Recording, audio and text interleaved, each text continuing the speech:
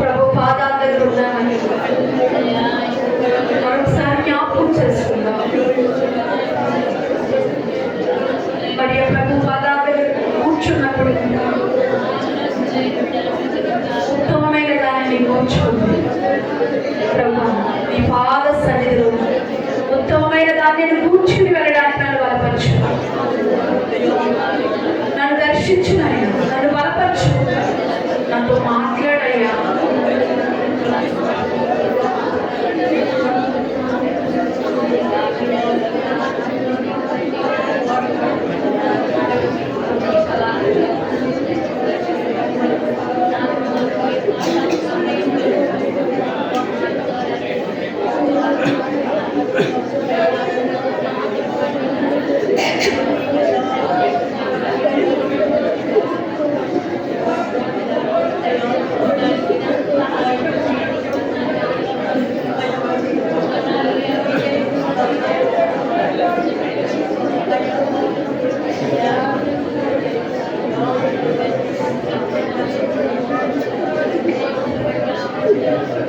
స్తోత్రం నాయన, పరిశుద్ధుడైన తండ్రి నీకు స్తోత్రాలు దేవా. ఈ పునరుద్ధానందమందు నాయన నీ సన్నిధిలో నీ పాదాల దగ్గర మేమందరం ఉన్నాం నాయన.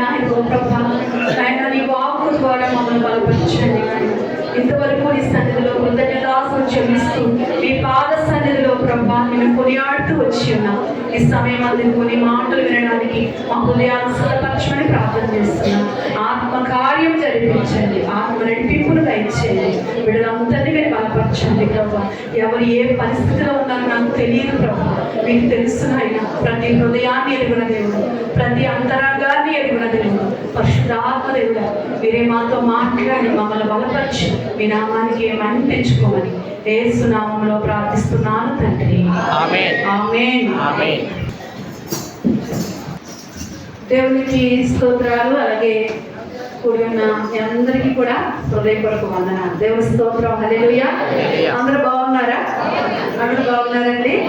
ఈ విధంగా మరి ప్రభు పాదాల దగ్గర మనందరం కూడా కూర్చోవడానికి ప్రభు మనకి ఇచ్చిన ఆధిక్యత, ఇది దేవుడిచ్చిన ఆధిక్యత. గొప్ప దేవుని సన్నిధిలో మరి ఆయన యొక్క పాదాల దగ్గర మనందరం ఉన్నాము అంటే ఇది కేవలము ఆయన కృప. ఈ దినం చూడాలనుకుని ఎంతోమంది అనుకున్నారు, కానీ ఈ దినం చూడకుండానే ఎంతోమంది మృతుల లోకంలోనికి వెళ్ళిపోయారు. ఇంకా మనం ఈ భూమి మీద సజీవులుగా దాచబడ్డామంటే, క్షేమంగా ఉన్నామంటే, ఆరోగ్యకరంగా ఉన్నాము అంటే ఇది దేవుని కృప. దేవుని స్తోత్రం. హల్లెలూయా. పౌలు అంటాడు, నేనేమై ఉన్నానో ఆయన కృప వలన మాత్రమే. దేవుని స్తోత్రం. కాబట్టి ఆయన కృపను బట్టి ఆయన సన్నిధిలో ఉన్న మనందరము కూడా దేవుని మాటలు వినడానికి మన హృదయాల్ని సిద్ధపరచుకుందాం. దేవుని యొక్క మాటలు మనల్ని బలపరిచేవి, దేవుని మాటలు మనల్ని ఆదరించేవి, దేవుని మాటలు మనల్ని సరిచేసేవి. దేవుని మాట మనం వినటం ద్వారా ఎంత బాగా వింటామో అంత బాగుపడతాం. ఏమండి, దేవుని మాటలు మనల్ని బాగు చేస్తూ ఉంటాయి, మన బ్రతుకుల్ని బాగు చేస్తూ ఉంటాయి, దేవునికి దగ్గర చేస్తూ ఉంటాయి. మానవ మనస్తత్వం ఎలాంటిదంటే దేవునికి దూరంగా జరిగిపోయే మనస్తత్వం. అయితే ఈ మనస్తత్వాన్ని మార్చగలిగిన శక్తి దేవుని వాక్యానికి మాత్రమే ఉంది. హల్లెలూయా. అందుకనే నీ వాక్యమే నన్ను బ్రతికించెను, ఇదే నా బాధలలో నెమ్మదినిచ్చాను అంటాడు. కాబట్టి ఆ వాక్యాన్ని మనం వింటుండగా మరి జాగ్రత్తగా దేవుని మాటలు విందాం. మరి లోన మరి ఖాళీ లేదా కుర్చీలు? బయట కూర్చున్నారు. ఇంకెక్కడైనా ఒకటి రెండు కుర్చీలు ఉంటే కనుక మరి దాన్ని చదువుకుని చిన్న ప్రార్థన చేసుకుందాం. నిర్గమాకాండము 12వ అధ్యాయము 9, 10 వచనాలు చదువుకుందాం. నిర్గమాకాండం అండి, నిర్గమాకాండము 12వ అధ్యాయము 9, 10 వచనాలు చదువుకుని చిన్న ప్రార్థన చేసుకుని వాక్య ధ్యానంలోకి వెళదాం.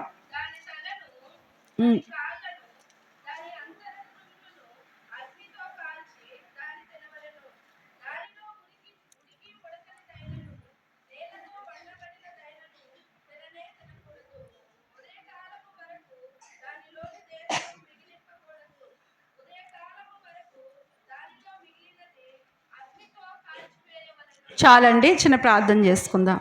పరిశుద్ధుడవైన తండ్రి, నీకు స్తోత్రములు. మహాగణుడా, మహోన్నతుడవైన దేవా, నీకు స్తోత్రములు, స్తోత్రములు, స్తోత్రములు తండ్రి. ఇదిగో నాయన, ఈ విధముగా నీ సన్నిధిలో ప్రభా ఇంతవరకు మిమ్మల్ని ఆరాధించి ఉన్నాం. ఈ సమయంలో వాక్య భాగంలోకి వెళుతుంటుండగా నీ వాక్యాన్ని చదివి నీ ఎదుట పెట్టుచున్నాను నాయన. తండ్రి, ఇందులో నుంచి ప్రభా మీరు మాట్లాడండి. నేనైతే వెర్రిదాన్ని ప్రభా, నిష్ప్రయోజకురాలిని ప్రభా, ఏ యోగ్యత నాలో లేదు నాయన. దేవా, ఇదిగో నీ సిలువు చాటును మరుగుపరిచి నీ నోటి బోరగా వాడుకోండి దేవా. నాయన, నీ మాటలు ప్రభా ప్రతి ఒక్కరిని కూడా బలపరిచేవి దేవా. అటువంటి ప్రభా నాయన, ఔషధముతో కూడిన నీ మాటలు ప్రభా మా అందరి జీవితాలని బాగు చేయనట్లుగా పరిశుద్ధాత్మ దేవుడా మీరు మాట్లాడమని ప్రార్థన చేస్తున్నాను. మీరే మమ్మల్ని బలపరుచుకుని మీ నామానికే మహిమ తెచ్చుకోమని యేసు నామములో ప్రార్థిస్తున్నాను తండ్రి. ఆమేన్. దేవునికి స్తోత్రాలు. మరొకసారి మీ అందరికీ కూడా హృదయపూర్వక వందనాలు. దేవుని స్తోత్రం. హల్లెలూయా. దేవుని వాక్యంలో నుంచి కొద్ది మాటలు మనం ధ్యానం చేసుకుందాం. మనం చదువుకున్న నిర్గమకాండము 12వ అధ్యాయము 9, 10 వచనాలు మనము చదువుకున్నాం. ఇక్కడ ఇశ్రాయేలు ప్రజలు ఐగుప్తులో ఉండగా వాళ్ళకి విడుదల సమీపించింది.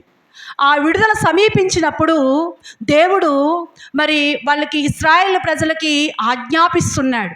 ఏమని ఆజ్ఞాపిస్తున్నాడు అంటే, అక్కడ ఒక పస్కా బలి జరిగింది అక్కడ. అయితే ఈ పస్కా యొక్క బలి మాంసాన్ని ఎలాగా ఇశ్రాయేలు ప్రజలు భుజించాలో అది ఇక్కడ వారికి తెలియపరుస్తున్నాడు. ఆ పస్కా బలి పశు మాంసాన్ని ఎలా భుజించాలో ఇక్కడ చెప్తున్నాడు. అది ఎలా భుజించాలంట చదవండి. ఆ 9వ వచనం చదవండి.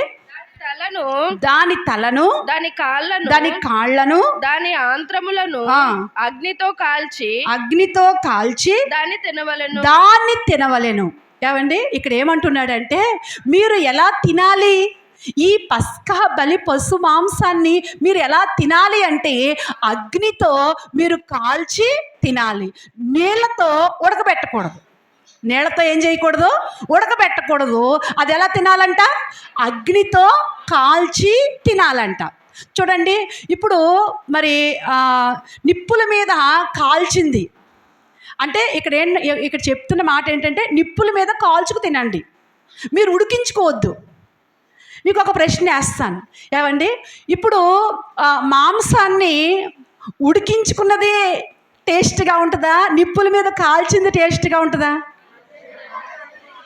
ఏమండి, ఏమో, నేను ఎప్పుడు నిప్పుల మీద కాల్చింది అందరూ తినలేరు కదా, అందరికీ దొరకదు అది. ఆ నిప్పుల మీద కాల్చింది అది కాల్చేలాగా కాల్స్తే అది చాలా టేస్ట్గా ఉంటుందంట. దేవుని స్తోత్రం. హల్లెలూయా. అయితే ఇక్కడ ఉడికించి తినొద్దు అంటున్నాడు, ఉడకబెట్టుకుని తినొద్దు. మరి ఎక్కడ? నిప్పుల మీద కాల్చుకుని తినండి. ఏమండి, ఎందుకు అంటే, నిప్పుల మీద ఆ మాంసాన్ని పెట్టినప్పుడు దానిలో ఉన్న కొవ్వంతా ఏమైపోద్ది? కరిగిపోద్ది. నిప్పుల మీద ఆ మాంసం పెట్టినప్పుడు దానిలో ఉన్న కొవ్వంతా కూడా కరిగిపోద్ది. నిప్పుల మీద కాల్చిన మాంసం చాలా ఆరోగ్యదాయకమైంది. ఎలాంటిది? నీళ్లలో ఉడకబెట్టిన మాంసం కంటే కూడా నిప్పుల మీద ఉడకబెట్టిన మాంసం చాలా ఆరోగ్యదాయకమైంది.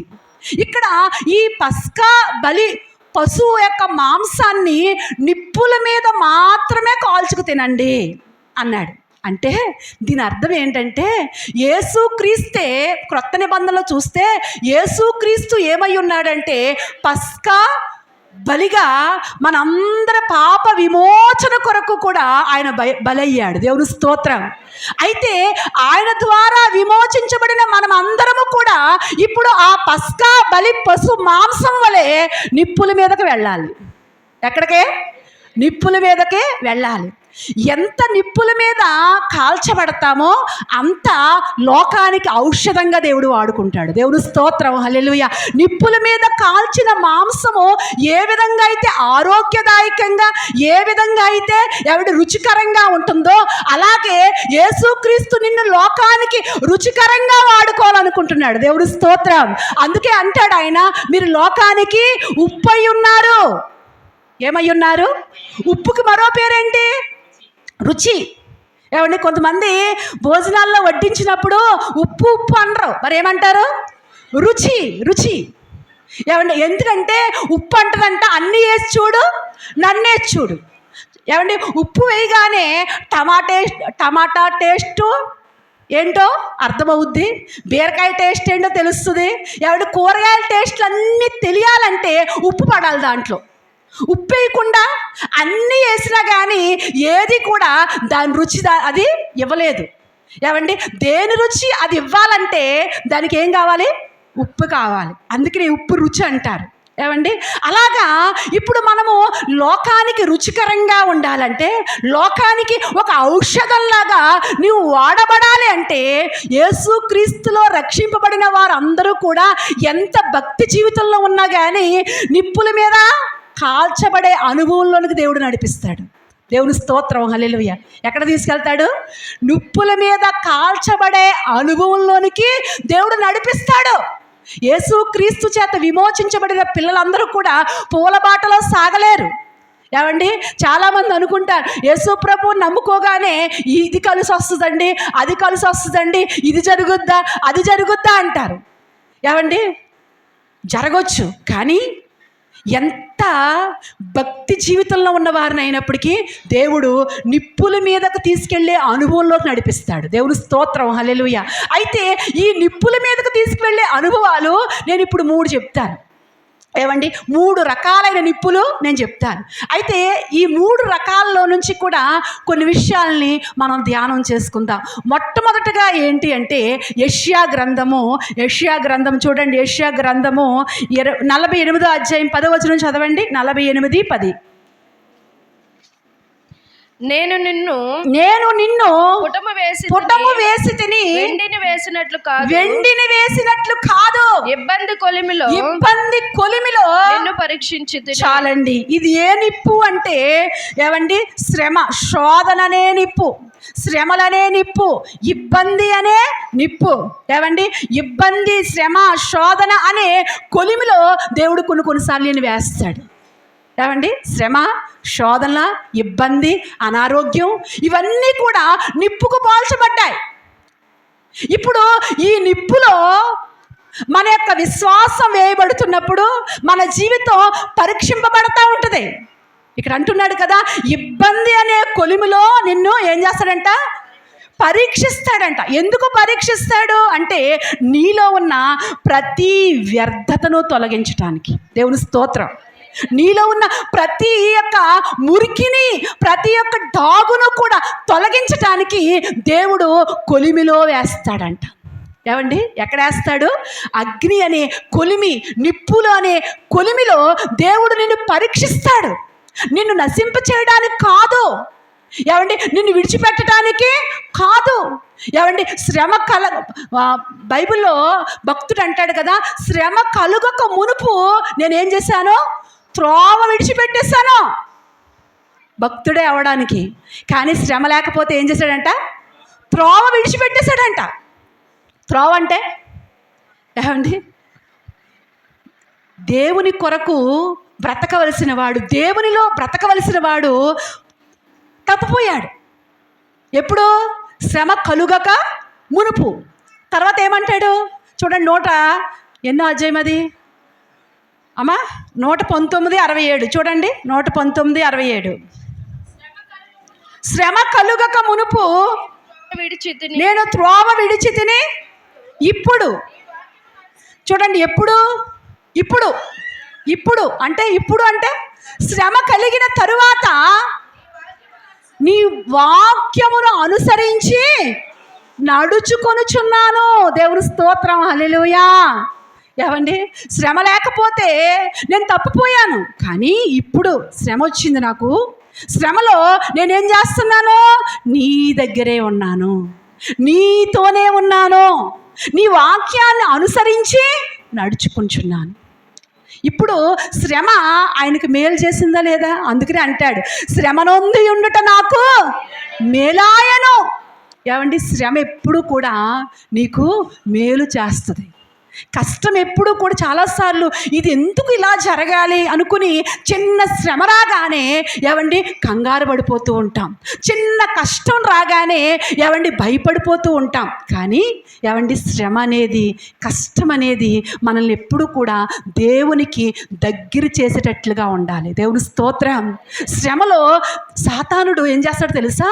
నీకు శ్రమ వచ్చినప్పుడు సాతానుడు కూడా నీ చెవి దగ్గరికి వచ్చి ఊతాడు. ఏమని? నువ్వు భక్తి చేస్తున్నావు కానీ, ఏమండి నువ్వు భక్తి చేస్తున్నావు కానీ ఏంటి కష్టాలు? ఏమండి ఎప్పుడు ఊతాడు? శ్రమ వచ్చినప్పుడు కరెక్ట్గా వాడు నీ చెవి దగ్గర ఊతాడు. ఊదాడు ఎవరికైనా? ఏమండి ఊతాడు తప్పనిసరిగా. యోబుకి ఏమండి భార్య ద్వారా వచ్చి ఏం చేశాడు? దేవుడు అంటున్నావు, ఎందుకు ఈ శ్రమలు నీకు? దేవుడు నువ్వు ఎంతో భక్తిగా ఉన్నావు కదా, మరి ఎందుకు ఈ శ్రమలు నీకు అన్నట్టుగా ఏమండి భార్యలో నుంచే శోధించాడు. ఏమండి శోధించిన యోబు మాత్రం ఏమండి ఏ మాత్రం కూడా ఏమండి తన విశ్వాసంలో నుంచి కదలలేదు. దేవుని స్తోత్రం. హల్లెలూయా. నిజమే, దేవుని పిల్లలుగా మనకు శ్రమ కలుగుతున్నప్పుడు ఏమండి ఏమాత్రం కూడా భయపడొద్దు. శ్రమలు మనకి ఏం చేస్తాయి అంటే చక్కగా ఏమండి చక్కని త్రోవల్లో నడిపిస్తూ ఉంటాయి. కొన్నిసార్లు ఏమండి పశువులు మాట విననప్పుడు మా నాన్నగారు మరి గేదెలు మేపుతూ ఉండేవారు. ఎప్పుడు 3 గేదెలు 4 గేదెలు ఎప్పుడూ ఉంటూ ఉండేవి మాకు.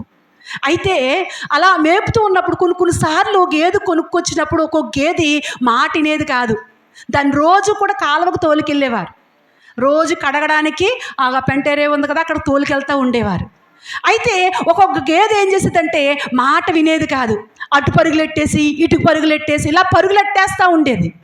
ఆ గేదెకి ఏం చేసేవారంటే పెద్ద రాడ్ లాంటిది ఒకటి ఏమండి ఆ గుదుబండ దానికి తలిగిచ్చేవారు. ఆ గుదుబండ తలిగించగానే ఏమవుతుంది ఏమండి? అలా వెళ్ళిపోయేది, ఇలా వెళ్ళిపోయేది. ఏం చేస్తుంది ఇప్పుడు?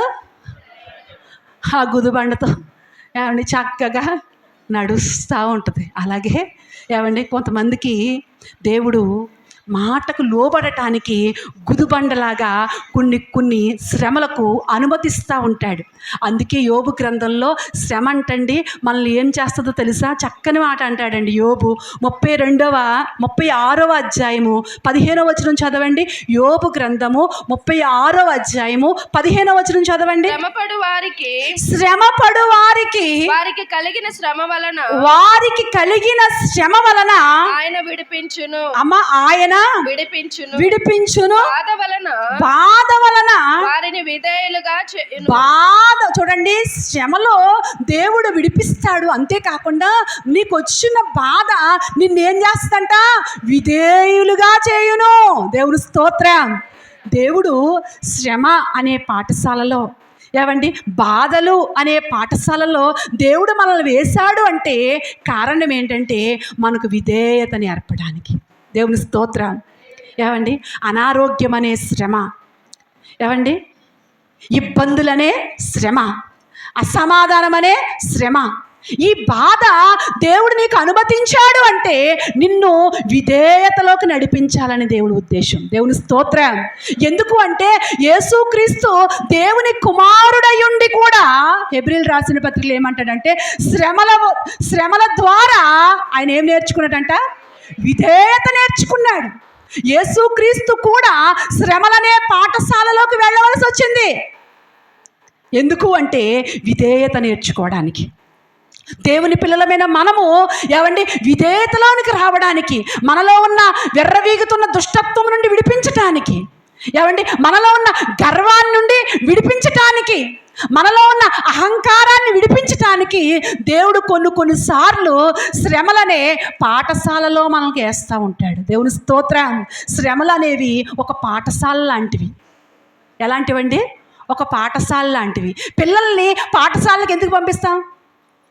ఏమండి చక్కగా వాళ్ళు నేర్చుకుని వాళ్ళ దగ్గర నుంచి ఏమండి పీజీ వరకు ఇప్పుడు ఎంత మంచి చదువులు చదువుతున్నారండి. ఏమండి పాఠశాలకు వెళ్ళి చక్కగా వాళ్ళు విద్యను నేర్చుకుంటున్నారు. అలాగే దేవుడు కూడా శ్రమలు అనే పాఠశాలలో మనల్ని వేస్తున్నాడు అంటే మనకేమి నేర్పించడానికి? విధేయత నేర్పించడానికి. ఎంత భక్తి జీవితంలో ఉన్నా కానీ ఈ శ్రమలనే పాఠశాలలో దేవుడు వేస్తూ ఉంటాడు. ఏవండి 2000 ఈ చర్చి ఓపెనింగు 2003-04 ఏమండి, నాకు పూర్తిగా గుర్తులేదు, కానీ అప్పుడు ఆ సంవత్సరంలో అక్టోబర్ నెలలో నా కాలు బాల్ ఇరిగిపోయింది. ఏమండి, అప్పుడు నాకు చాలా చిన్న వయసు. ఆ బాలు ఇరిగిపోవటం వల్ల ఆపరేషన్ చేశారు, కానీ అది కుదరలేదు. ఆపరేషన్కి మరి చేయవలసిన ప్లేస్లో ఆయన కొంచెం తేడా, అదంటే రిస్క్ ప్లేస్. ఆ రిస్క్ ప్లేస్లో ఆపరేషను అది సక్సెస్ అవ్వలేదు. ఏమండి, సక్సెస్ అవ్వకపోవటం వల్ల అది మరి చేసిన దగ్గర నుంచి కూడా అది సెట్ అవ్వకపోవటం వల్ల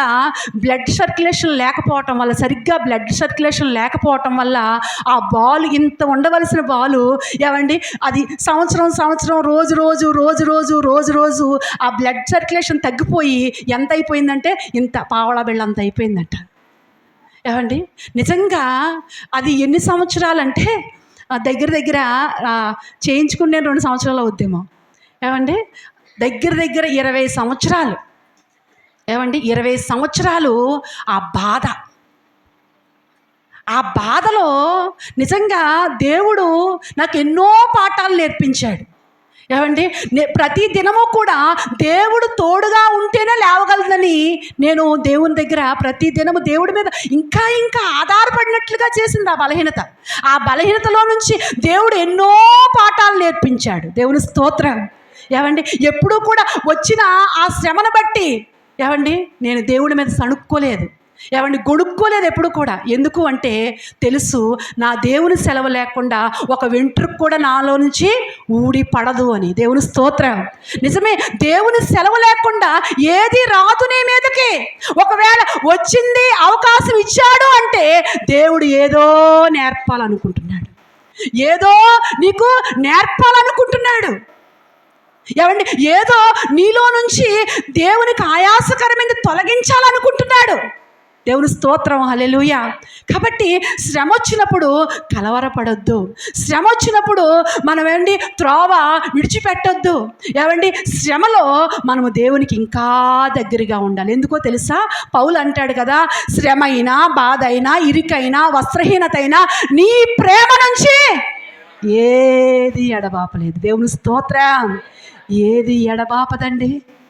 నేను ఈ ఆపరేషన్ చేయించుకున్న తర్వాత ఆ కుట్లు ఇప్పడానికి ఇక్కడికి రావక్కర్లేదు, తణుకులో అచ్చింతరామయ్య గారి దగ్గర అక్కడ ఇప్పించేసుకోండి అని చెప్పారు హైదరాబాద్ డాక్టర్ గారు. కుట్లు ఇప్పించుకోవడానికి వెళ్తే అచ్చింతరామయ్య గారు కుట్లు ఇప్పుతూ అంటాడు, ఆయనకి చాలా మనుషులు చాలా గుర్తు ఆయనకి. అక్కడ ఆపరేషన్ చేయించుకున్న గుర్తుంది, 20 సంవత్సరాలైనా గుర్తుంది. ఆయన అంటాడు, అమ్మ ఇన్ని సంవత్సరాలు ఎలా పడ్డావమ్మ బాధ, ఇన్ని సంవత్సరాలు ఎలా పడ్డావు బాధ అని అడుగుతున్నాడు ఆయన. మా దివ్య పక్కనే ఉంది. దేవుని స్తోత్రం. హల్లెలూయా. నిజమేనండి, దేవుడు తోడుగా ఉంటే ఆ బాధగా అనిపించదు. ఆ బాధలో దేవుడు తోడై ఉంటే ఆ బాధలో దేవుడు నీకు ఎన్నో విషయాలు నేర్పిస్తూ ఉంటాడు. హల్లెలూయా. కాబట్టి ఆయన ప్రేమ నుంచి ఈ లోకంలో వస్తున్న ఏ బాధ కూడా మనల్ని విడదీయలేదు. చాలాసార్లు కొంచెం కష్టం వస్తేనే అసలు నువ్వు ఉన్నావా అన్నట్టుగా మనం అవిశ్వాసంగా మాట్లాడుతూ ఉంటాం. కొంచెం కష్టం రాగానే ఇప్పుడు నాకే ఎందుకు ఈ శ్రమలు వచ్చినాయి అనుకుంటూ ఉంటాం. ఒక సంఘటన చెప్తాను. 5వ తరగతిలో ప్రభువునందు విశ్వాసం ఉంచాడంట ఒక అబ్బాయి. ఎన్నో తరగతిలో? 5వ తరగతిలో ప్రభువైన యేసుక్రీస్తుని తన సొంత రక్షకుడిగా అంగీకరించాడు.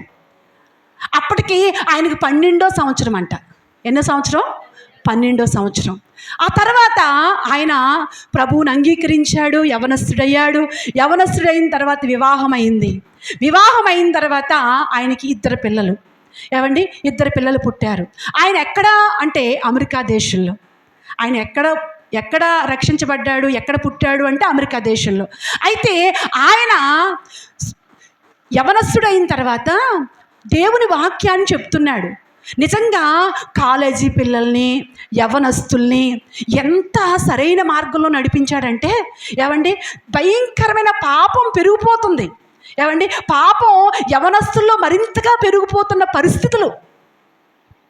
అక్కడ ఆ వాతావరణంలో అలాంటి పరిస్థితుల మధ్యలో ఈయన బైబిల్ పట్టుకుని దేవుని మాటలు చెప్తున్నాడంట. ఇదిగో అది తప్పు, యవ్వనస్తులారా మీరు అలా ఉండకూడదు, మగవాళ్ళు పెళ్లి చేసుకోకూడదు, ఇదిగో ఇది తప్పు, ఇది ఇలా ఉండకూడదు, ఇదిగో వాక్యం ఇలా చెప్తుంది అని దేవుని వాక్యం ద్వారా తప్పుదారిలోకి వెళ్ళిపోయిన వారిని ఎంతో మందిని సరిచేశాడంట. దేవుని స్తోత్రం. సరిచేశాడు. అలా సరిచేస్తూ ఉంటుండగా ఒక రోజునంట ఒక ఆయన్ని పట్టుకుని అడిగాడంట. ఏమనో తెలుసా? ఇదిగో మిమ్మల్ని 30 సెకండ్లో, ఎన్ని సెకండ్లు? 30 సెకండ్లో మిమ్మల్ని చంపేస్తారు అని మీకు తెలిస్తే, ఎన్ని సెకండ్లో? 30 సెకండ్లో మిమ్మల్ని చంపేస్తారు అని తెలిస్తే లాస్ట్గా మీరు ఏం చెప్తారు? మీరు ఏం చెప్తారు అంటే ఆయన ఏమన్నాడు తెలుసా? యేసుక్రీస్తు ద్వారా రక్షణ ఉంది.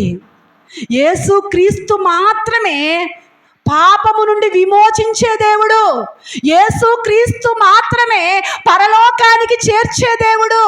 ఎవరైతే యేసుక్రీస్తుని మంచివాడు, గొప్పవాడు అని సరిపెట్టుకోకుండా, ఎవరైతే యేసుక్రీస్తు రక్తములో వారి పాప క్షమాపణ పొందుకుని ఆయన రక్తములో ఎవరైతే కడగబడతారో వారికి గొప్ప రక్షణ ఉంది అని చెప్తానన్నాడంట.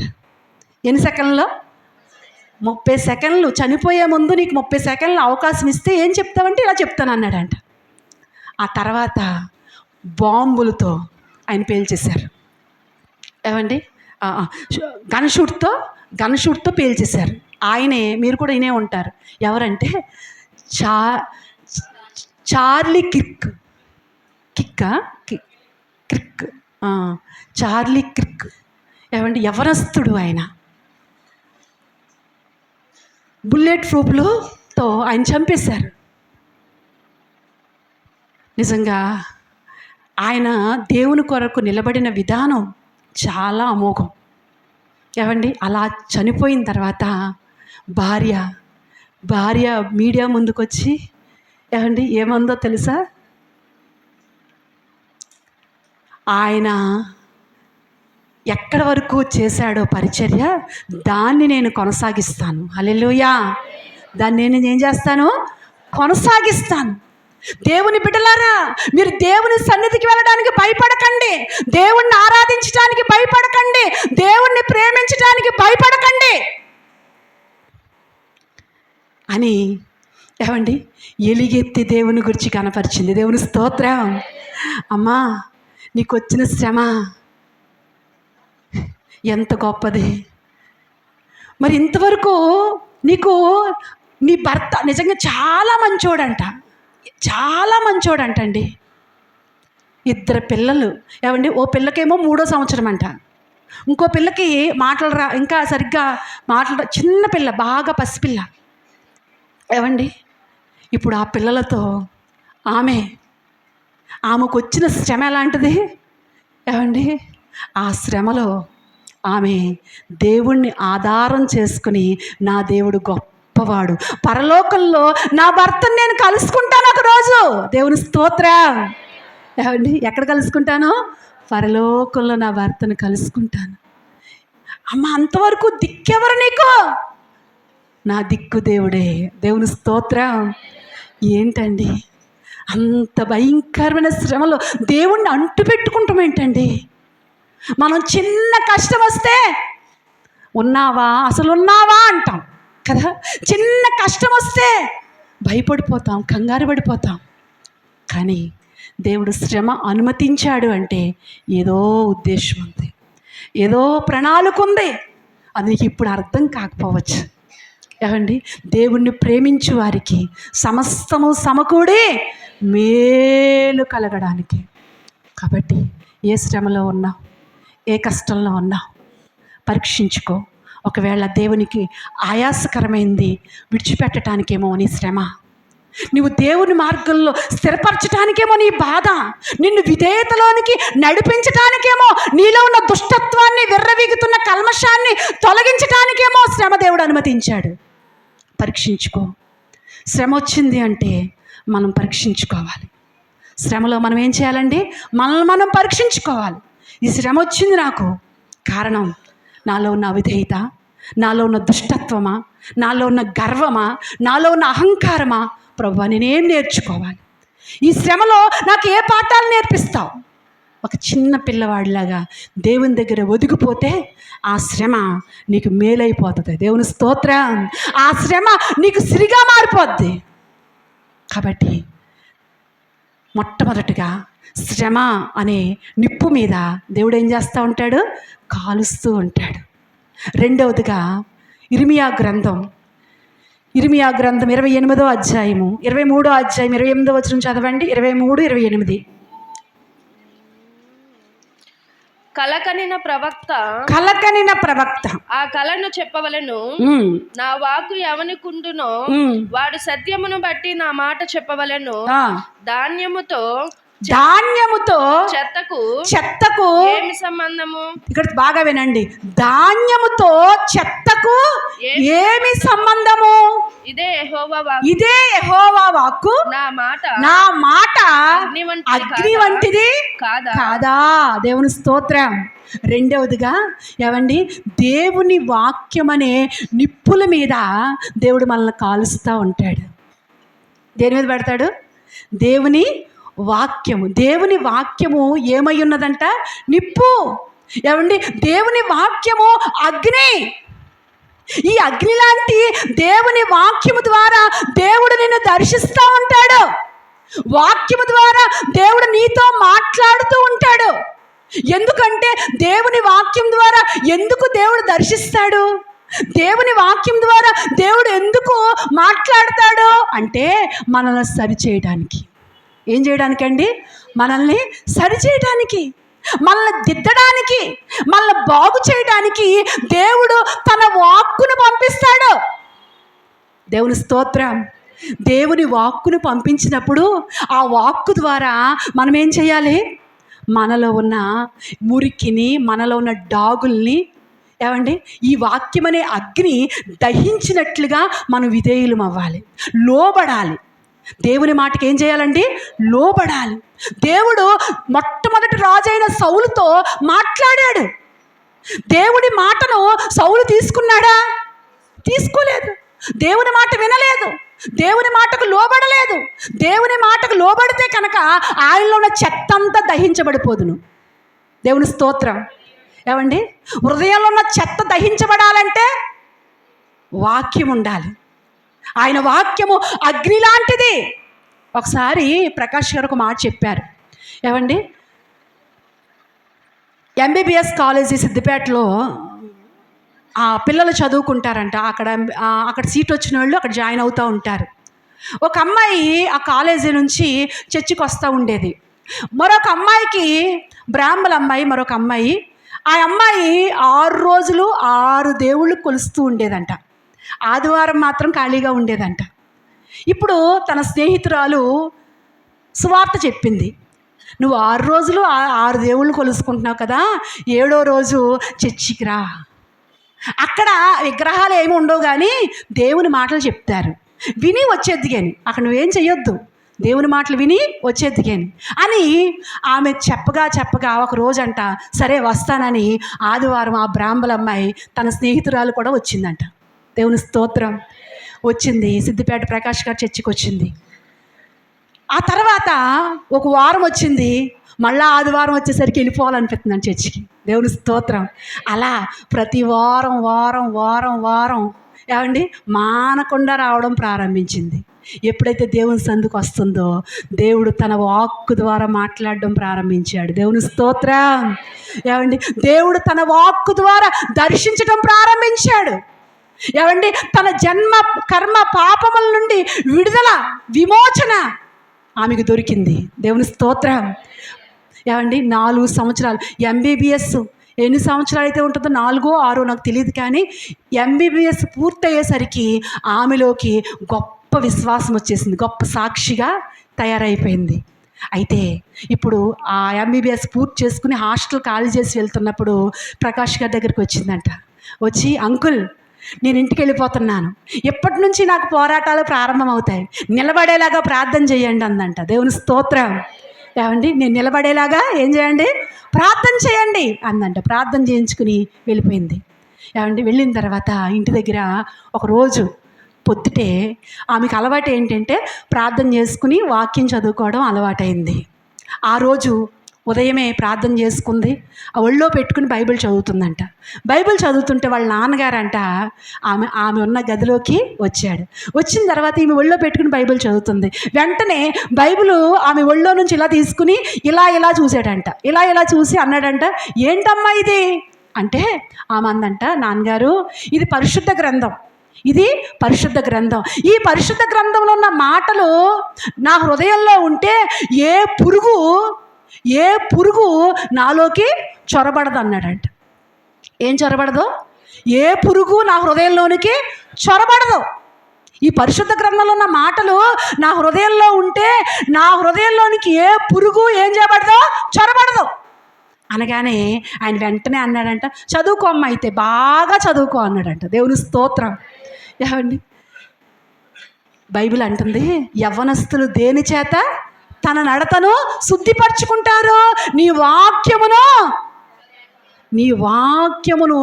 ఏమండి, నీ వాక్యము చేతనే కదా. ఏమండి, ఎవరైతే దేవుని వాక్యాన్ని హృదయంలో పెట్టుకుంటారో, దేవుని మాట చేత మనసును కట్టుకుంటారో, ఏమండి, దేవుని మాట మనసును కట్టేది, దేవుని మాట జీవితాన్ని బాగు చేసేది. ఈ రోజున యవనస్తుల్లో మందిరానికి వస్తున్నారు కానీ దేవుని వాక్యం ఎక్కడుంది? ఏమండి, గూట్లో పడి ఉంది. ఎక్కడుంది? గూట్లో పడి ఉంటుంది. మళ్ళీ ఎప్పుడు జ్ఞాపకం వస్తుంది? ఆదివారం దుమ్ము టపీ దులిపి. యవనస్తులారా, నేటి కాలం చాలా భయంకరం. ఎక్కడ చూసినా ఏమండి, ఎక్కడ చూసినా పవిత్రమైన వారు కనబడడం అరుదు. పెళ్లికి ముందు పవిత్రత కాపాడుకునేవారు అరుదైపోయారండి. రానున్న దినాల్లో భూతత్వంలో పెట్టి చూసినా దొరకని రోజులు అయిపోతున్నాయి. జాగ్రత్త. మీ యవ్వన బిడ్డల విషయంలో జాగ్రత్త. చాలా ప్రమాదంగా అయిపోయింది. ఈ రోజున యవ్వనస్తులు భయంకరమైన ఉచ్చులో, భయంకరమైన ఉరిలో ఉన్నారు. కారణం ఏంటంటే దేవుని వాక్యానికి చోట్లేదు. ఏమండి, ఏదో చేతితో పట్టుకోవడానికే, గూట్లో పెట్టడానికే, తలిగించడానికే, శలపల్లో పెట్టుకోవడానికే ఈ రోజున మనసులో దేవుని వాక్యానికి చోట్లేదు. దేవుని వాక్యం ద్వారా మనసును కట్టుకుందామనే ఆ నిబ్బరం లేదు. దేవుని వాక్యం ద్వారా నా చెత్త ఆలోచనలు కాల్చుకుందామనే ఆలోచన లేదు. ఈ రోజున చెత్త ఆలోచనలతో బుర్రలు చెడిపోని, హృదయాలు చెడిపోని, పాపం కొరకు ఎక్కడ అవకాశం వస్తుందా అని వెంపర్లాడుతున్నారండి నేటి కాలంలో. జాగ్రత్త. దేవుని వాక్యాన్ని పెట్టుకో. దేవుని వాక్యము అగ్ని లాంటిది.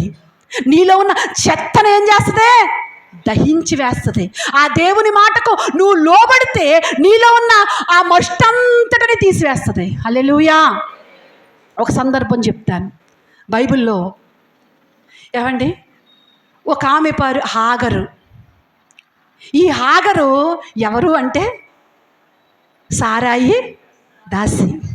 ఏమండి, ఐగుప్తీరాలు. ఈ ఐగుప్తీరాలు మనందరికీ తెలుసు కదా. అబ్రహాముకి పిల్లలు పుట్టకపోవటం చూసి ఈ శారా అనుకుంది, నేను ఎలాగా ముసలిదాన్ని అయిపోయాను, ఇంక పిల్లలు పుట్టడం అసాధ్యం, కాబట్టి నా దాసిని నా భర్తకిస్తే నా దాసి ద్వారా ఒక బిడ్డ పుడితే ఆ బిడ్డే నా వారసుడు అనుకుంది. భర్తకు చెప్పింది, భర్తను ఒప్పించింది. భర్తను ఒప్పించి ఇప్పుడు దాసిని భర్తకిచ్చి పెళ్లి చేసింది. పెళ్లి చేసిన తర్వాత ఆమె గర్భవతి అయింది. ఎప్పుడైతే గర్భవతి అని తెలుసుకుందో, గర్భవతి అని తనకు అర్థమైందో, వెంటనే ఆమె దృష్టికంట యజమానురాలు ఏమైపోయిందంట? నీచురాలు అయిపోయిందంట. ఎవరో యజమానురాలు. ఏమండి నిజంగా ఆమె పెట్టిన భిక్షే కదండి. ఆమె ఏదో తింగర పని చేసుకుంది. ఏమండి ఆమె పెట్టిన భిక్షే కదా. ఇప్పుడు దాసీగా ఉండవలసిన ఆమె, దాసీ పని చేయవలసిన ఆమె ఇప్పుడు యజమానుడికి భార్యగా ఇచ్చింది కదా. గర్భవతి అయితే ఎంత దేవుని ఎడల, తన యజమానురాని ఎడల ఎంత ఎంత విధేయత కలిగి ఉండాలండి. ఎంత విధేయత కలిగి ఉండాలి. ఉందా విధేయత? లేదు. ఎప్పుడైతే యజమానురాలు తన దృష్టికి నీచురాలు అయిపోయిందో వెంటనే సారమ్మ ఏమి తక్కువ కాదు. ఏం చేసిందో తెలుసా? ఏమండి బాధ పెట్టడం ప్రారంభించిందంట. బాధ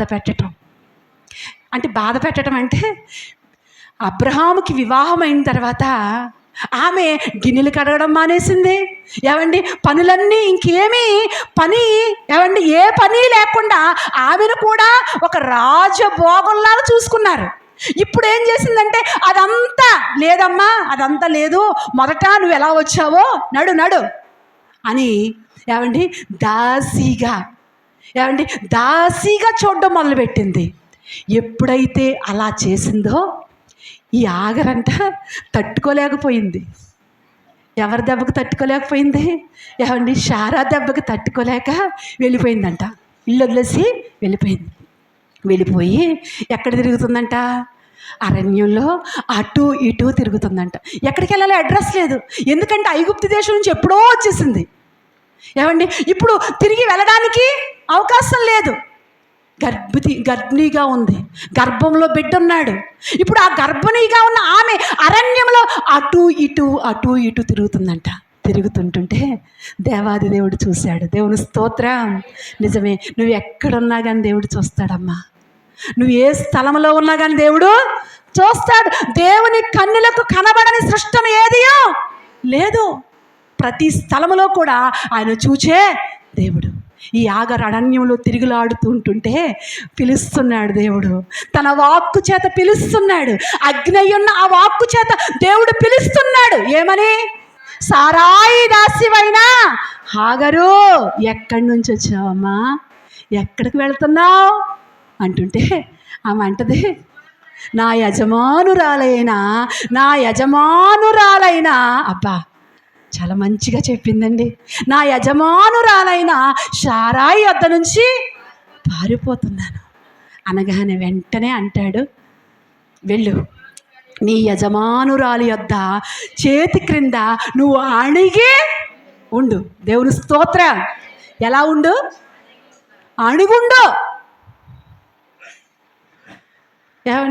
ఇప్పుడు హాగరే కనుక వెనక్కి వెళ్ళింది అనుకో, పరిస్థితి ఎలా ఉంటుంది?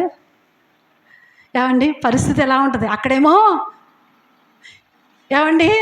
సవాల్ చేసి వచ్చింది, నీ ఇంటి ముఖం చూస్తే అడుగు అన్నట్టుగా వచ్చేసింది. చాలా గర్వంతో, చాలా కోపంతో వచ్చేసింది. ఇప్పుడు దేవుడి మాట వింటే ఆ కోపం కాలిపోవాలి. హృదయంలో ఉన్న కోపం ఏమవ్వాలి? కాలిపోవాలి. హృదయంలో ఉన్న గర్వం ఏమవ్వాలి? కాలిపోవాలి. కాలిపోతేనే తప్ప వెనక్కి వెళ్ళగలదా? వెళ్ళలేదండి. చచ్చన్నా పోతాను కానీ నేను వెనక్కే వెళ్ళను అందా? అనలేదండి. ఎప్పుడైతే దేవుడు తన వాక్కునిచ్చాడో వెంటనే అలాగే ప్రభువా అని వెళ్ళిపోయింది. ఎక్కడికి వెళ్ళిపోయింది? శారా దగ్గరికి వెళ్ళిపోయింది. శారా దగ్గరికి వెళ్ళగానే గుమ్మం దాటగానే అంటుంది, ఏమే ఎందుకు వచ్చావు మళ్ళా? తెలుసు నాకు, నువ్వు నా దగ్గరికి వస్తావని తెలుసు. నీకు బయటికి వెళితే దిక్కుమొక్కు ఉండదని నాకు తెలుసు. ఎన్నందో ఎన్నన్నా కానీ ఏం చేసింది? తగ్గించుకుని ఆమెలో ఉన్న ఆ కోపం, ఆ గర్వం, అహంకారం. ఎన్ని సంవత్సరాలు? 13 సంవత్సరాలు. ఎన్ని సంవత్సరాలు? 13 సంవత్సరాలు ఉందండి. ఈ 13 సంవత్సరాల్లో ఎన్ని భరించిందో. అలా భరించింది కాబట్టే ఆమె గర్భంలో నుంచి రాజులు వచ్చారు. దేవుని స్తోత్రం. ఆమె గర్భంలో నుంచి ఒక గొప్ప వంశం వచ్చింది. ఏమండి ఆమె గర్భంలో నుంచి దేవుని చేత వారిని కూడా దేవుడు ఆశీర్వదించాడు. నిజంగా కనుక ఆ రోజే కనుక నేను వెళ్ళను ప్రభువా, నేను వెళ్ళను, అరణ్యంలో చచ్చందా పోతాను, కానీ నేను ఆ మాటలు పడవలసిన పని లేదు, ఆ మాటలు పడవలసిన పని లేదు నాకు, నేనెందుకు తగ్గాలి, తగ్గేదే లేదు. ఏమండి ఈ రోజుల్లో డైలాగులు ఇయ్యే కదా, తగ్గేదే లేదు, తగ్గకపోతే నాశనం అవుతాం. ఏమండి హాగరు తగ్గకపోతే ఏమవుతున్నావు? అవును, లేకపోదును, ఆమె వంశం లేకపోదును. అరణ్యంలో ఏ సింహానికో, ఏ పులుకో, ఏ విష జంతువుకో ఆహారం అయిపోయి ఉండను. కానీ అక్కడ దేవుని మాటకు ఏం చేసింది? లోబడింది. నిజమే, దేవుని మాట కొన్నిసార్లు మనకి కష్టంగా ఉండొచ్చు, కానీ కష్టమైనా కానీ ఏమండి నెరవేర్చలేనిది ఏది ఉండదు, నెరవేర్చలేము అనేది ఏది ఉండదు. దేవుని స్తోత్రం, హల్లెలూయా. కాబట్టి దేవుని వాక్యానికి మనం లోబడాలండి. సౌలు దేవుని వాక్యానికి లోబడలేదు, అవిధేయుడయ్యాడు. అవిధేయుడు అవ్వడం వల్ల ఏమండి సౌలు యొక్క వంశంలో ఒక్కడైనా ఉన్నాడా? ఏడి? ఏమండి ఆ మొఫీబోషెత్ మిగిలిన ఏదో ఏమండి కుంటి కాళ్ళు వాళ్ళలాగా అయిపోయాడు. ఏడండి కుటుంబంలో ఏది ఆశీర్వాదం? కుటుంబంలో ఎక్కడ మిగిలింది ఆశీర్వాదం? తరా ఏది? నిజమే, నువ్వు దేవుని మాటకు లోబడపోతే, నువ్వు దేవుని మాటను బట్టి నీలో ఉన్న గర్వాన్ని, అహంకారాన్ని, కోపాన్ని తగ్గించుకోకపోతే నీ తర మిగలదేమో, నీ తరాలో ఎవరు మిగలరేమో. ఏమండి నీ తర ప్రభు కొరకు నువ్వు సంపాదించలేవేమో. ఏమండి ప్రభు కొరకు నువ్వు సంపాదించలేదేమో, అన్యులుగా ఉండిపోతారేమో. జాగ్రత్త, దేవుని వాక్యానికి లోబడు. దేవుని వాక్యాన్ని నీలో ఉన్న ఆ దహించటానికి దేవుడు మాట్లాడినప్పుడు ఆ మాటకు విధేయత చూపించు. 13 సంవత్సరాలు అయిన తర్వాత మరలా ఏమండి అబ్రహాంతో మాట్లాడతాడు. ఈ ఇష్మాయేలు ఇస్సాకును చూసి ఏం చేశాడంట? కొంచెం గేలి చేశాడు, పరిహసించాడంట. ఏమండి అలా చేయటం వల్ల షారాకు చాలా బాధ కలిగిపోయింది. చాలా బాధ కలిగిపోయి అబ్రహాం దగ్గరికి వచ్చి ఏమంటది? ఈ దాసిని తన కుమారుణ్ణి వెళ్ళగొట్టు అందంట. అనగానే అబ్రహాంకి సుయ్యక్కు అనిపోయింది. ఎందుకని? ఏమండి బ్లడ్ కదా, అబ్రహాం బ్లడ్ కదా. దాన్ని బట్టి అబ్రహాంకి ఏడుపు వచ్చేస్తుందంట. ఏడుస్తూ ఎవరి దగ్గరికి వెళ్ళాడట?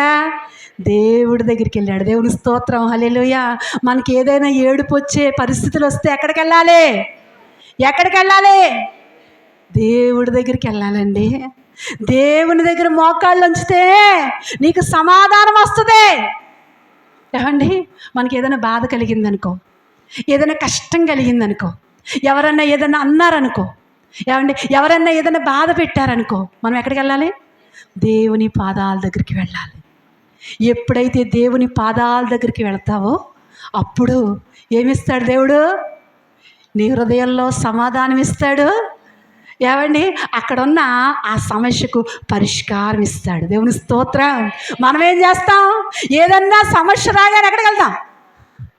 బడబడబడబడ ఏమండి ఏదో అనేసుకుంటూ ఉంటాం. ఏమండి దేవుని దృష్టికి నేరస్తులం అయిపోతూ ఉంటాం. ఇంకా దేవునికి ఆయాసకరంగా అయిపోతాం. నీకు సమస్య వచ్చిందా? నీ హృదయానికి బాధ అనిపించిందా? అబ్రహాముకి బాధ అనిపించిందండి. వెళ్ళగొట్టు అనగానే బాధ అనిపించింది. ఏమండి కొడుకు 13 సంవత్సరాలు ఉన్నాడు దగ్గర. ఇప్పుడు ఈ దాసిని తన కుమారుని వెళ్ళగొట్టండి, ఎంత బాధ! ఆ బాధతో ప్రభు దగ్గరికి వెళ్ళి ఏడుస్తున్నాడంట. దేవా ఏం చేయమంటావు అంటుంటే ఆయన అంటాడు, ఇదిగో నీకు సారా ఏదైతే చెప్పిందో ఆ మాట విను, పంపించే. నేను వారిని విడిచిపెట్టను, వారిని ఏం చేయను, విడిచిపెట్టను. నేను వారికి కూడా తోడై, ఆ బిడ్డకు కూడా నేను తోడై ఉంటాను. దేవుని స్తోత్రం, హల్లెలూయా. ఏమండి ఎప్పుడైతే దేవుడు మాట చెప్పాడో అప్పుడు బంధాన్ని ఏం చేసుకున్నాడు? బంధాన్ని కట్ చేసుకున్నాడు. ఎప్పుడైతే దేవుడు మాట్లాడాడో ఏమండి బంధాన్ని కట్ చేసుకున్నాడు. ఈ రోజున నీవు దేనితో, దేవునికి ఆయాసకరమైన వాటితో దేనితో నువ్వు బంధం కలిగి ఉన్నావో దాన్ని కత్తిరించాలని దేవుడు తన వాక్కుని నీ ముందు పెడుతున్నాడు. దేవుని స్తోత్రం, హల్లెలూయా. చాలాసార్లు ఏమండి, చాలా అవిధేయతలు, దేవునికి చాలా ఆయాసకరమైన కార్యాలు, ఆ లింకులు మనలో పెట్టుకునే మనం భక్తి చేస్తూ ఉంటాం. అది దేవునికి ఆయాసకరమని నీకు తెలుసు, నీకు అయినా కానీ నువ్వు కట్ చేసుకోలేకపోతున్నావు. ఏమంటే అయినా కానీ నువ్వు విడిచిపెట్టలేకపోతున్నావు. ఎప్పుడైతే విడిచిపెడతావో అప్పుడే, ఏమండి, ఎప్పుడైతే ఆ బంధాన్ని కట్ చేశాడో ఇస్సాకు వారసుడయ్యాడు. దేవుని స్తోత్రం, హల్లెలూయా. నిజమే, దేవునికి ఆయాసకరమైన ఏ బంధంతో నువ్వు ఉంటున్నావు, దేవునికి ఆయాసకరమైన ఆ బంధాన్ని నువ్వు తెంచుకోకపోతే నువ్వు దేవుని ఆశీర్వాదాన్ని పొందలేవు. దేవుడు తన వాక్కు ద్వారా నీతో మాట్లాడుతున్నప్పుడు నీలో ఉన్న దేవునికి ఆయాసకరమైన ఆ చెత్త దేవుని వాక్యం ద్వారా దహించబడాలి, కాల్చబడాలి. అందుకే దేవుడు తన వాక్కు ద్వారా కాలుస్తూ ఉంటాడు. కాల్చినప్పుడు మనం విధేయత చూపిస్తే, కాల్చినప్పుడు మనం సరిచేయబడితే, దేవుని వాక్యం ద్వారా మనం దిద్దుకుంటే మనం ప్రకాశించే నక్షత్రాలుగా దేవుడు చేస్తాడు. హల్లెలూయా, హల్లెలూయా. కాబట్టి మొట్టమొదటిగా ఏమండి, శ్రమలనే నిప్పుల మీద పెడతాడు. రెండవదిగా దేవుని వాక్యం అనే నిప్పుల మీద పెడతాడు. మూడవదిగా చూసుకుని ప్రార్థన చేసుకుందాం. యెషయా గ్రంథం 4వ అధ్యాయం 4వ వచనం చదవండి. 4వ అధ్యాయం 4వ వచనం.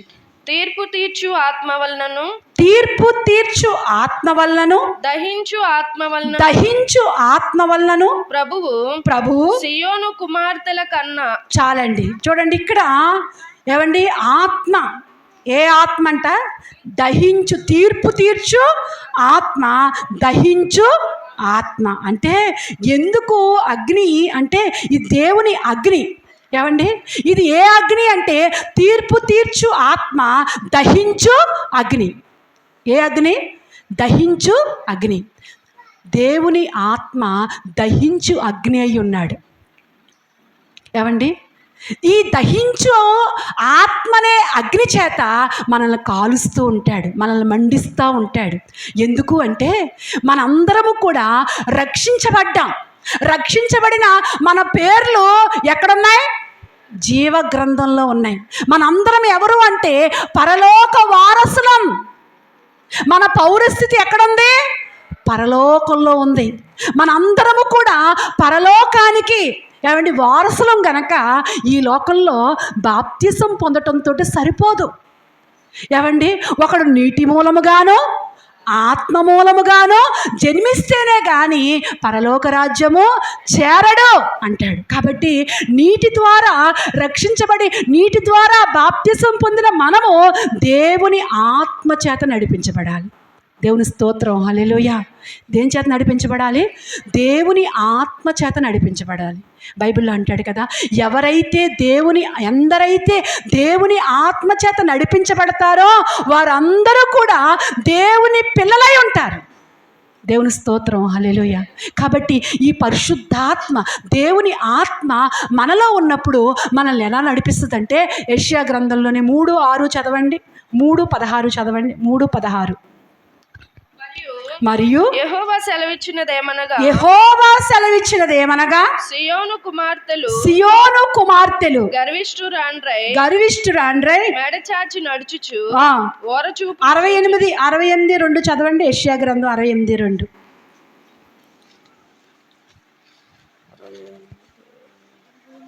లేదండి, 66 వరకు ఉంది. 68:2 లేదా? లేదండి.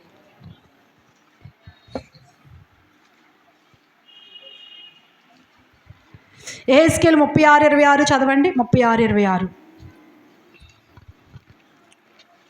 యెహెజ్కేలు 36:26.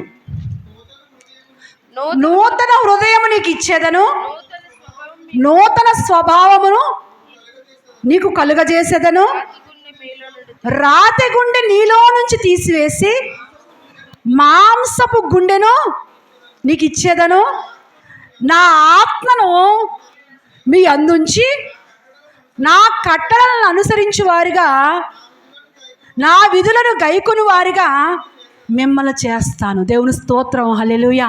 పరిశుద్ధాత్మ నీలోకి వచ్చినప్పుడంట నిన్ను నూతన పరుస్తాడంట. దేవుని స్తోత్రం. పాతవి గతించెను, సమస్తమును క్రొత్తవాయను. ఏమండి, నువ్వు ఎప్పుడైతే దేవుని ఆత్మచేత నింపబడతావో ఒక నూతన వ్యక్తిగా మార్చబడతావు. నీ స్వభావం మారిపోద్ది.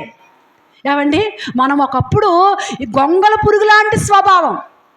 గొంగళ పురుగు ఎలాంటి స్వభావం కలిగి ఉంటుంది? గొంగళ పురుగు ఎవరైనా ఇష్టపడతారా? ఏమండి, గొంగళ పురుగు ఎక్కడ ఉంటే అక్కడ దురద, గొంగళ పురుగు ఎక్కడ ఉంటే అక్కడ దద్దుర్లు వచ్చేస్తాయి. ఏమండి, గొంగళ పురుగు ఎక్కడ ఉంటే అక్కడ ఏమండి చీపురి గట్ట చేత్తోనే ఉండాలి. ఎందుకని? దాన్ని తుడుచుకోవడానికి. గొంగళ పురుగుని ఎవ్వరు ఇష్టపడరు. అలాంటి స్వభావం మంది.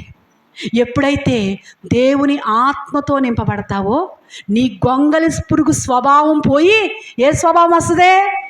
చీతాకోక స్వభావం. దేవుని స్తోత్రం. అసలు ఈ గొంగళ పురుగులో నుంచే వచ్చిందా చీతాకోక చిలుక అన్నట్టుగా ఉంటుంది. ఎందుకంటే ఈ గొంగళ పురుగు తిండి వేరు. ఏమండి, ఏం తింటది? పసర తింటది. అది ఎక్కడ పాకుతుంది? భూమి మీద పాకుతుంది. కానీ చీతాకోక చిలుక తేనె త్రాగుద్ది, రెక్కలతో ఎగురుద్ది. దానికి దీనికి సంబంధం ఉందంటారా? నిజమే. ఎవరైతే దేవుని ఆత్మ పొందుకుంటారో వారు నూతన స్వభావం గలవారై ఉంటారు. వారి పాత జీవితంలో ఉన్న పాత అలవాట్లన్నీ కూడా తొలగించబడతాయి. దేవుని స్తోత్రం, హల్లెలూయా. అందుకే దేవుని ఆత్మ పొందుకోవాలి. అపోస్తులు ఏమండి, దేవుని ఆత్మ వారి మీద కంట అగ్ని జ్వాలల్లాగా ఏమండి వారి మీదకి దిగి వచ్చిందంట. దేవుని స్తోత్రం, హల్లెలూయా. కాబట్టి ఆత్మ కలిగిన వాడు ఏమండి ఆత్మానుసారంగా నడుచుకుంటాడు. శరీరేచ్ఛలను నెరవేర్చువాడై ఉంటాడు. ఆత్మానుసారులయుండుడి అని గలతీయులు రాసిన పత్రికలో రాస్తాడు. ఎప్పుడైతే దేవుని ఆత్మ నీలోకి వచ్చిందో నీవు ఎలా ఉంటావంటే, చూడండి యోహాను సువార్తలో యేసు ప్రభు చెప్తున్న మాట లూకా సువార్తలో చూడండి, లూకా 10:21 చూడండి. 10:21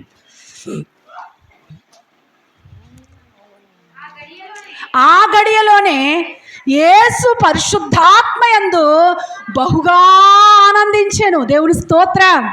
దేవుని ఆత్మ పరిశుద్ధాత్మ ఎప్పుడైతే నువ్వు పొందుకుంటావో అప్పుడు ఆనందంతో ఉంటావంట. ఏ ఆనందం?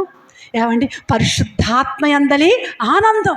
ఈ పరిశుద్ధాత్మయందలి ఆనందం ఎలాంటి కష్టంలో ఉన్నా కానీ నిన్ను ఆనందింపచేస్తుంది.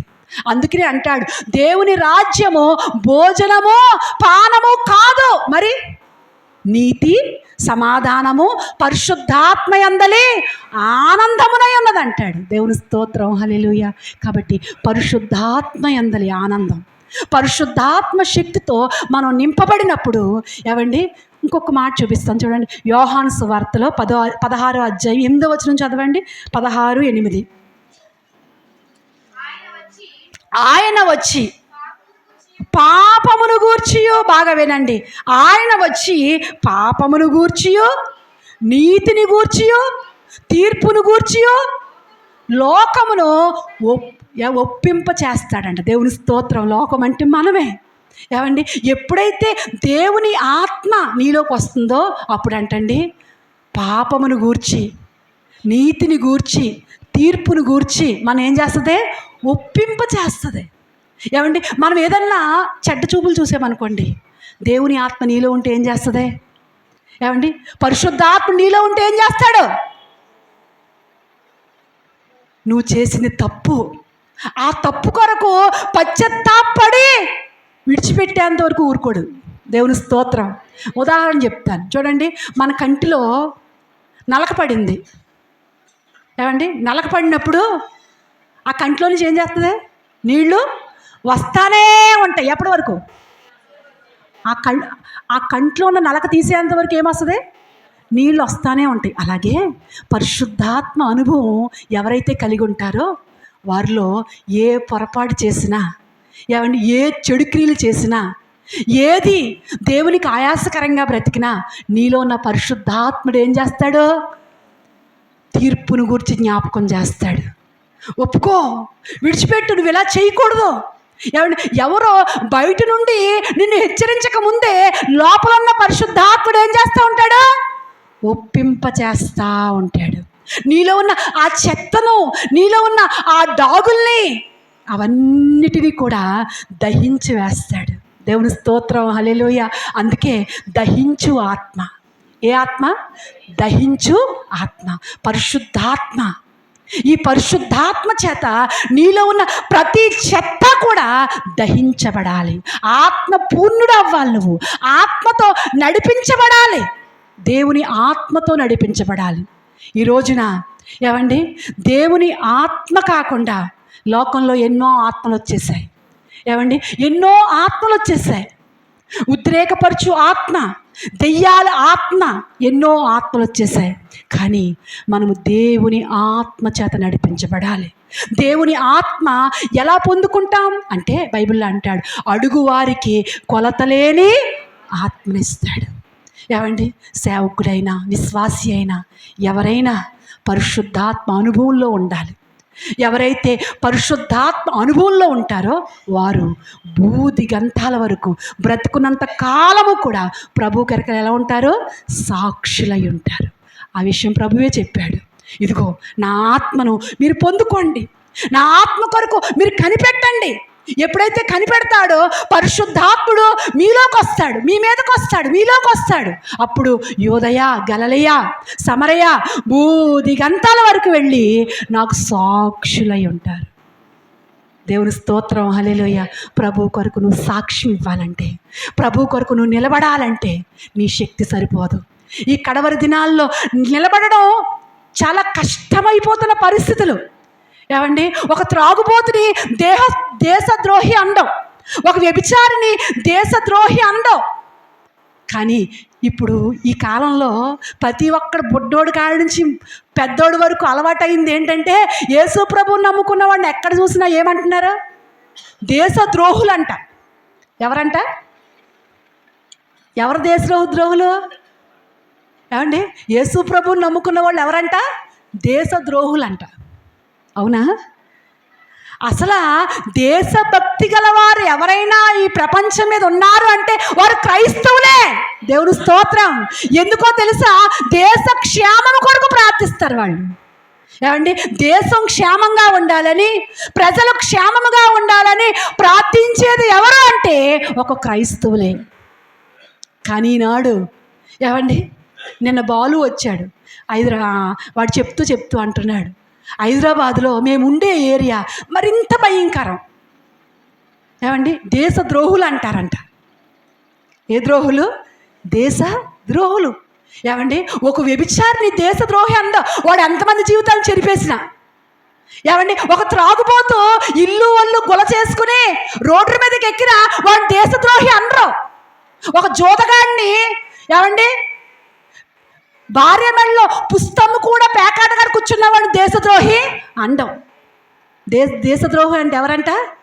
క్రైస్తవులు అంట. చూడండి ఎంత భయంకరంగా అయిపోయిందో.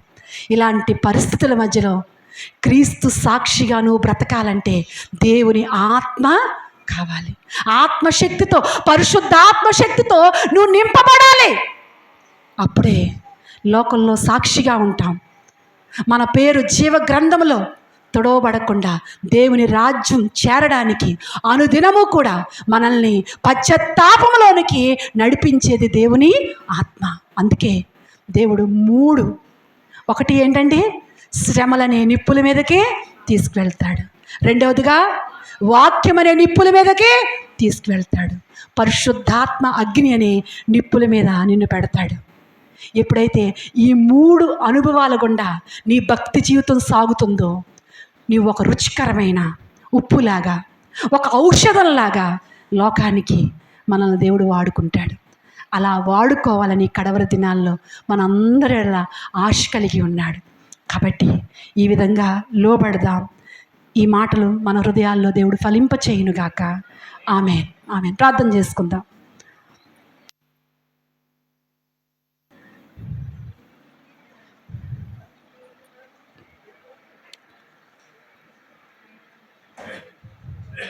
చేద్దాం. పరిశుద్ధాత్ముడు నీలో ఉంటే ఏ తప్పు ఏ పొరపాటు నీలో ఉన్న పశ్చాత్తాపంలోకి నడిపిస్తాడు. ఒక్క నిమిషం అందరూ ప్రార్థన చేద్దామండి. నిప్పుల మీద కాల్స్తున్నాడంటే నిన్ను వాడుకోవాలని, నిన్ను ఒక ఔషధంలా చేయాలని. నువ్వు ఏడుస్తున్నావేమో, అయ్యో నాకేంటి శ్రమలని, అయ్యో దేవుడు నన్ను విడిచిపెట్టేశాడేమో అనుకుంటున్నావేమో. తల్లి ప్రేమ కన్నా గొప్ప ప్రేమ అయింది. తండ్రి ప్రేమ కన్నా గొప్ప ప్రేమ. అలాంటి ప్రేమ గల దేవుడు ఎందుకు విడిచిపెడతాడు? నీ తల వెంట్రుకల్లో ఒక్కటి ఊడితేనే ఆయనకి లెక్క. అంత భద్రత నువ్వు అంటే.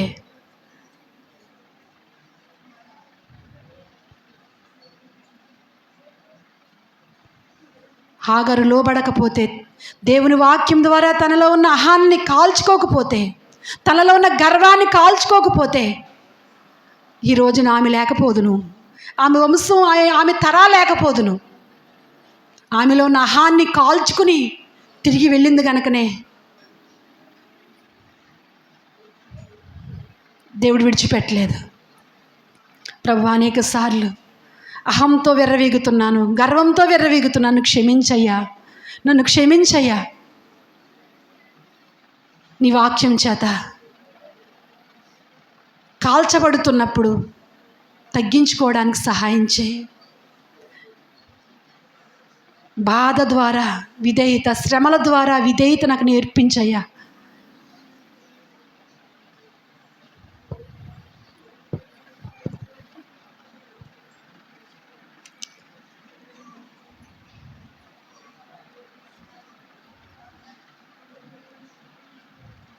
ప్రార్థన చేసుకుందాం. సుమన్ రాజు వచ్చి ప్రార్థన చేస్తాడు. అందరూ ప్రార్థనలోకి ఇవ్విద్దాం. మీరే ఉండి మాట్లాడారు ప్రభా మా అందరితోనూ. అయ్యా, నిప్పుల మీద మేము కాల్చబడాలని మీరు మాతో మాట్లాడారు ప్రభా. నిప్పుల మీద కాల్చబడినప్పుడే అది మధురంగా మారుతుందని. అయ్యా, ఇదిగో తండ్రి ప్రభు, నిప్పులనే కొలిమిలో మీరు మమ్మల్ని వేసినప్పుడు, శ్రమలనే కొలిమిలో మీరు మమ్మల్ని వేసినప్పుడు మేము ఏ విధంగా దానికి ఇదిగో తండ్రి ప్రభు రియాక్ట్ అవ్వాలో ప్రభు మీరు మాతో మాట్లాడారు ప్రభు. స్పష్టంగా తండ్రి మీరు మాతో మాట్లాడారు. చిన్న బాధ, చిన్న ఇబ్బంది, చిన్న కొలిమి అయ్యా ఇదిగో తండ్రి ప్రభు మమ్మల్ని కాల్చినప్పుడు మేము దాంట్లోంచి బయటికి తొంగుతున్నాం నాయన. అయ్యా ఇదిగో తండ్రి ప్రభు, ఎంత పెద్ద ఇబ్బంది కలిగినప్పటికీ, ఎంత పెద్ద శ్రమ మా మీదకి వచ్చినప్పటికీ ప్రభు, యోబు అంటున్నాడు నాయన, అన్నీ ఇచ్చినవాడు అన్నీ తీసుకున్నాడు అని అంటున్నాడు నాయన. నిజమే తండ్రి నాయన. భార్య అనే కొలిమి వచ్చినప్పటికీ కూడా ప్రభు నిలబడ్డాడు తండ్రి. అటు రీతిగా తేవా మేము నిలబడడానికి సహాయం దయచేయండి. వాక్యంతో ఇదిగో తండ్రి ప్రభు మమ్మల్ని మేము ఉదక స్నానం చేసుకోవటానికి సహాయం చేసుకోండి ప్రభు. అయ్యా ఇదిగో తండ్రి, యవనస్తులు దేని చేత తమ నడతను శుద్ధిపరచుకొందురు, నీ వాక్యం చేతనే కదా అని నీ లేఖనం చెప్పినట్లుగా ప్రభువా.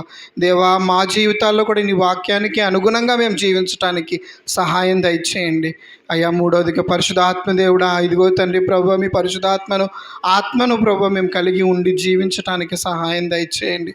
కృప చూపించండి నాయన, దయ చూపించండి ప్రభు. అయ్యా చిన్న ఇబ్బంది రాగానే, చిన్న శ్రమ రాగానే ప్రభు, అయ్యా ఇదిగో తండ్రి ప్రభు మేము మిమ్మల్ని నుండి ప్రభు దూరంగా వెళ్ళిపోతున్నామేమో ప్రభు.